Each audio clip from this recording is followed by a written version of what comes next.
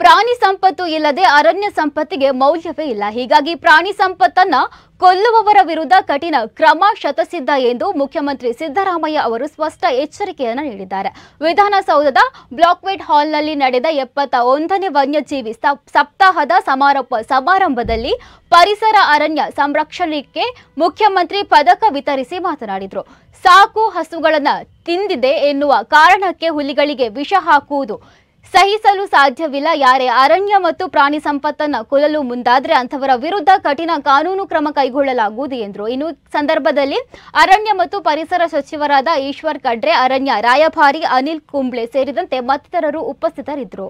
ಅರಣ್ಯ ರಕ್ಷಣೆ ಮಾಡ್ತಕ್ಕಂಥದ್ದು ಮತ್ತು ಅಭಿವೃದ್ಧಿ ಪಡಿಸ್ತಕ್ಕಂಥದ್ದು, ಎರಡನೇದು ವನ್ಯ ಪ್ರಾಣಿಗಳನ್ನು ಸಂರಕ್ಷಣೆ ಮಾಡ್ತಕ್ಕಂಥದ್ದು, ಅವುಗಳ ಸಂತಾನವನ್ನು ಹೆಚ್ಚು ಮಾಡ್ತಕ್ಕಂಥದ್ದು, ಅವರ ಜಾಸ್ತಿ ಮಾಡ್ತಕ್ಕಂಥ ಕೆಲಸವನ್ನು ಮಾಡಬೇಕು. ಮತ್ತು ಮಾನವ, ಈಗ ನಾವು ಘೋಷವಾಕ್ಯ ಹೇಳಿದ್ದೀವಿ ಏನಂತ, ಮಾನವ ವನ್ಯಜೀವಿಗಳು ಸಹಬಾಳ್ವೆಯಿಂದ ಇರಬೇಕು. ಮತ್ತು ಘರ್ಷಣೆ ನಡೀತಲೇ ಇದ್ರೆ ಸಹಬಾಳ್ವೆ ಎಲ್ಲಿಂದ ಬರ್ತದೆ?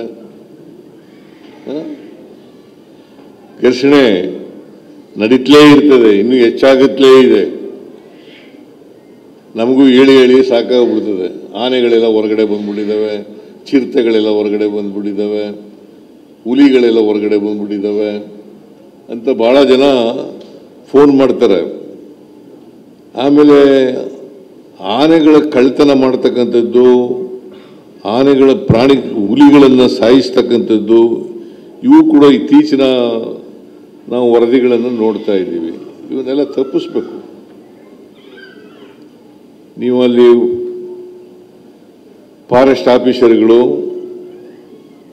ಅಲ್ಲಿ ಫಾರೆಸ್ಟ್ಗಳಲ್ಲಿ ಕೆಲಸ ಮಾಡ್ತಕ್ಕಂಥವರು ಸ್ವಲ್ಪ ಜವಾಬ್ದಾರಿಯಿಂದ ಕೆಲಸ ಮಾಡಿದ್ರೆ ಇಂಥವೆಲ್ಲ ತಪ್ಪಿಸ್ಲಿಕ್ಕೆ ಸಾಧ್ಯ ಆಗ್ತದೆ. ಮತ್ತು ಯಾರೇ ಹುಲಿ ಸತ್ರೂ ಕೂಡ ಅಂಥವ್ರ ಮೇಲೆ ಕಠಿಣವಾದಂಥ ಕ್ರಮವನ್ನು ಪೊಲೀಸ್ ಇಲಾಖೆಯಿಂದ ನಾವು ತಗೊಳ್ತೀವಿ ಅಂತಕ್ಕಂಥ ಮಾತುಗಳನ್ನು ಹೇಳಲಿಕ್ಕೆ ಬಯಸ್ತಾ ಇದ್ದೇನೆ.